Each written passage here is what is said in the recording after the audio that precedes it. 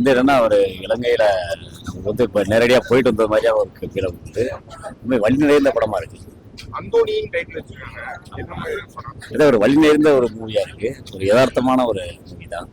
நல்லா இருக்கு. படத்துல வந்து உங்களுக்கு வந்து மெயினா வந்து அந்த லொகேஷன் ரொம்ப வந்து ரொம்ப லைவான லொகேஷன் இருக்கு. கடற்கரை இந்த இது கடல்ல வந்து அவங்க மீனவர் பண்றது எல்லாமே வந்து ரொம்ப லைவா இருக்கு. என்ன சொல்ல வராங்க படத்துல? படத்துல வந்து அவங்க அந்த களத்தை தான் அவங்க வந்து சொல்றாங்க. களம் தான், களத்துல இருக்கக்கூடிய ஒரு லவ் ஸ்டோரி தான் அது. நல்லா ரொம்ப நல்லா இருக்கு. பாட்டுன்னு சொல்ல முடியாது, எல்லாமே நல்லா இருக்கு. கதைக்கான ஒரு பாடல் தான், நல்லா இருக்கு. என்ன ஒரு சென்டிமெண்டான கதை, நல்லா தான் இருக்கு. செமையார் நல்லா இருக்கு.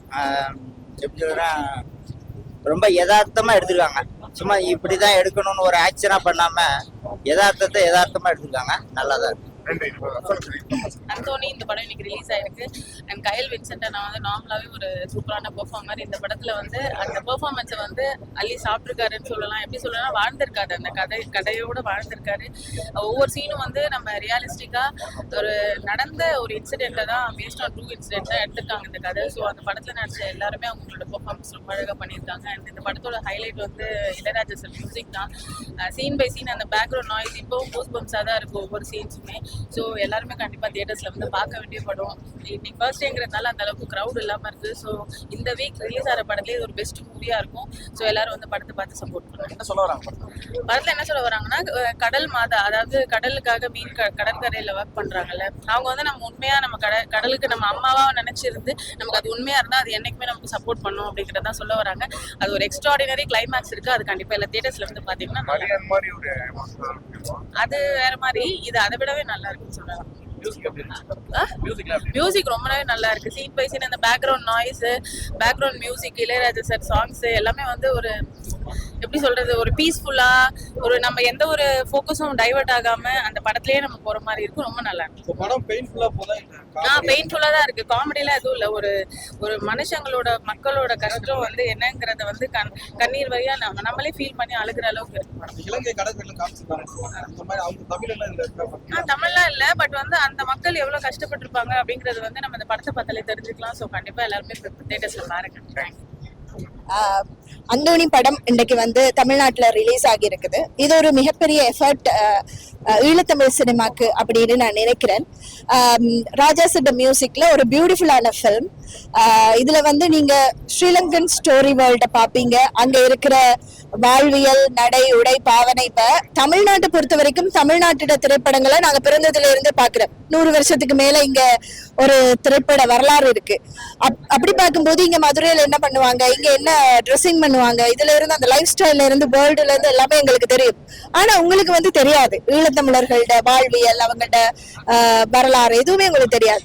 உண்மையாவே இது வந்து உங்களுக்கு ரொம்ப ஃபீல் குட்டா, ஒரு நல்ல மியூசிக்கோட, நல்ல சினிமாட்டோகிராஃபியோட ஒரு பெர்ஃபெக்ட் ஒரு பேக்கேஜா உங்களுக்கு கொடுக்கப்பட்டிருக்குது. அதனால நீங்க ஈழத்தமிழ் படைப்புன்னு வந்து பார்க்க தேவையில்லை. நீங்க ஷுவரா 100% நான் சொல்லிதான் சொல்றேன், நீங்க இதை என்ஜாய் பண்ணுவீங்க. அதனால நிச்சயமா தியேட்டருக்கு வாங்க, வந்து இந்த படத்தை என்ஜாய் பண்ணுங்க. என்ஜாய் பண்ணி எங்கட திரைப்படங்களுக்கு வந்து ஒரு பெரிய ஓப்பனிங் மியூசிக் உண்மையாவே ரொம்ப நல்லா இருக்கு. படத்தை வந்து இன்னொரு டைமென்ஷனுக்கு அது கொண்டு போகுது, இன்னொரு தளத்துக்கு படத்தை கொண்டு போகுதுன்னு நான் நம்புறேன். எனக்கு உண்மையாவே மியூசிக் அவ்வளவு பிடிச்சிருக்கு.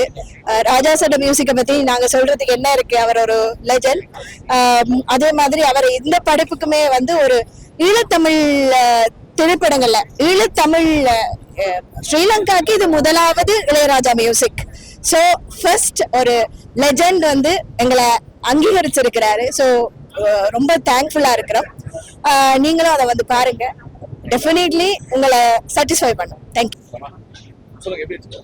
படம் ரொம்ப நல்ல படம். எல்லாரும் கட்டாயம் ஃபேமிலியோட பார்க்க வேண்டிய படம்.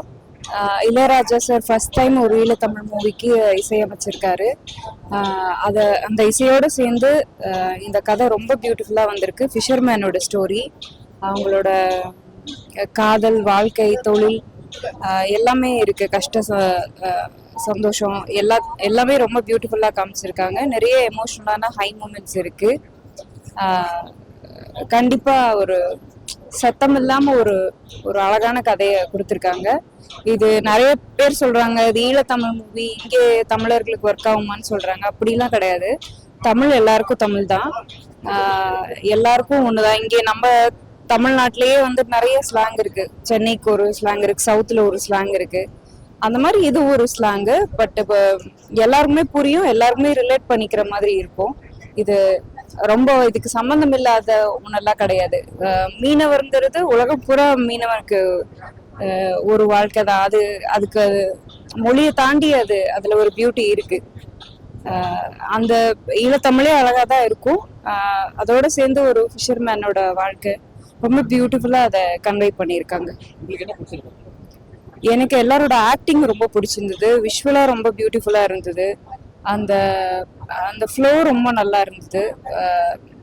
அது மியூசிக்கோட சேர்ந்து பார்க்கும்போது இன்னும் நம்ம ஒரு லைஃபை ஃபிஷர்மேனோட ஒரு வாழ்க்கையை வந்து பக்கத்துல இருந்து விட்னஸ் பண்ற மாதிரியான ஃபீல் இருந்தது.